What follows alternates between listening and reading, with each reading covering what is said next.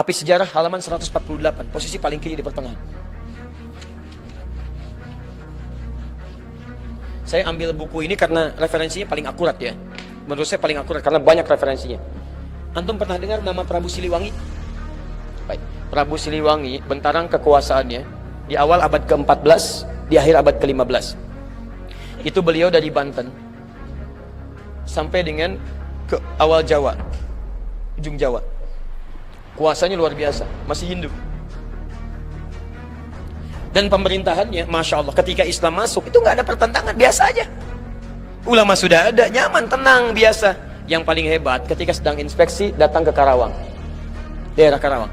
Ditemukan seorang perempuan, namanya Nyai Subang Larang. Sedang membaca Al-Quran. Nyai Subang Larang itu diantara muridnya Syekh Qura. Syekh Qura itu nama aslinya Syekh Hasanuddin. Ketika pulang dari Mekah, maka disebut Ummul Qura, maka disebut Syekh Qura. Bikin pesantren beliau di Karawang. Sampai sekarang masih ada pesantren Syekh Qura. Baik diantara muridnya namanya Nyai Subang Larang. Baca Al-Quran. Begitu dibaca, datang ini mendengar bacaannya, melihat siapa yang baca, seketika jatuh hati. Bukan jatuh kaki, hati. Masya Allah. Begitu dilihat, langsung mengajukan lamaran.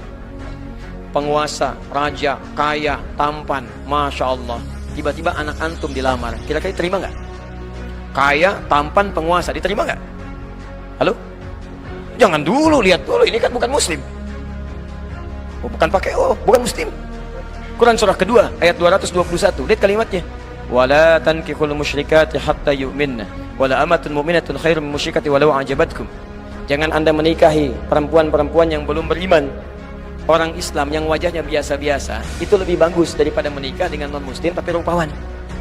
Pilih mana? Pilih perempuan soleha tapi parasnya biasa, atau non-muslim tapi cantiknya luar biasa. Pilih mana? Nggak ada pilihan yang ketiga, nggak usah maksa. Nggak usah maksa. Nggak ada pilihan ketiga. Quran tidak memberikan pilihan ketiga. Itu ujian iman. Selalu pasti, saya yakin pasti pilih yang ketiga. Kalau bisa Ustaz cantik dan beriman. Masya Allah. Ya, selalu begitu. Maka ini yang paling menarik. Yang paling menarik, dulu orang berislam itu kuat benar. Begitu datang, saya ingin melamar Anda. Apa kata beliau? Lihat, kalau orang sudah terbiasa melafadzkan lafaz Allah, lisannya berkata benar, maka akan kaku mengatakan yang buruk-buruk. Lisan yang selalu bersyahadat tidak akan pernah mengucapkan kalimat yang keluar dari syahadatnya. Kaku dia. Lisan yang selalu berkata benar, katanya baik, akan kesulitan mencari kosakata yang kotor. Antum kalau terbiasa berkata yang baik-baik, akan berkata yang kotor itu gak akan bisa, Pak. Nyari kosakatanya susah. Sama dengan lisan yang selalu bersyahadat 9 kali dalam sehari. 9 kali paling minimal. Subuh sekali, zuhur 2 kali, asar 2 kali, maghrib 2 kali, isya 2 kali. Asyhadu an la ilaha illallah, asyhadu anna Muhammadar Rasulullah. Lisan orang bersyahadat mustahil bisa mengungkapkan dengan lisannya kalimat-kalimat yang mengurangi nilai syahadat. Masuk Islam dulu, katanya Subang Larang. Masuk Islam dulu, baru saya ikuti.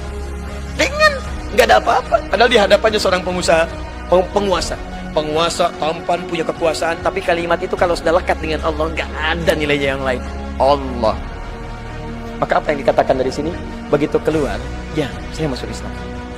Tidak ada yang duga. Tidak ada yang duga. Masuk Islam, menikah dengan Nyai Subang Larang. Lahirlah kemudian 3 anak utama. Anak pertamanya disebut dengan Walang Sungsang. Ya, mungkin lahirnya agak sedikit bermasalah ya. 1423. Yang kedua, lahir Rara Santang. Lahir tahun 1426. Yang ketiga, Raja Sengara. Begitu lahir melotot ya. 1427.